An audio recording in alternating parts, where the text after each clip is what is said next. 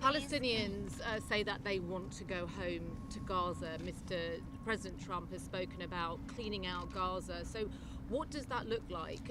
Would there be a situation where you could forcibly remove people from Gaza? Well, I would push back on the characterization of cleaning out Gaza. I think President Trump is looking at this from a humanitarian standpoint. You have these people that are sitting with literally thousands of unexploded ordnance in piles of rubble.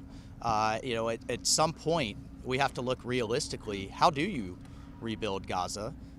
What does that look like? What's the timeline? I think a lot of people were looking at very unrealistic timelines. We're talking 10, 15 years, not the 5 years. And so that is what, that's what we have to work through. That's part of what we'll work through with Prime Minister Netanyahu.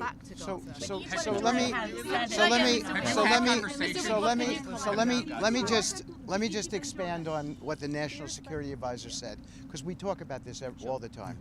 In any city in the United States of America, if you had damage that was 1/100th of what I saw in Gaza, and I went there at the direction of the President and the National Security Advisor, so we would know right very specifically what was going on, nobody would be allowed to go back to their homes. That's how dangerous it is. There's 30,000 unexploded munitions.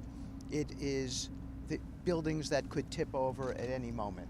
There's no utilities there whatsoever. No working water, electric, gas, nothing. God knows what kind of disease might be festering there. So when the President talks about cleaning it out, he talks about making it habitable, and this is a long-range plan. They've dug tunnels underneath there that have basically degraded the stone that that would form foundations.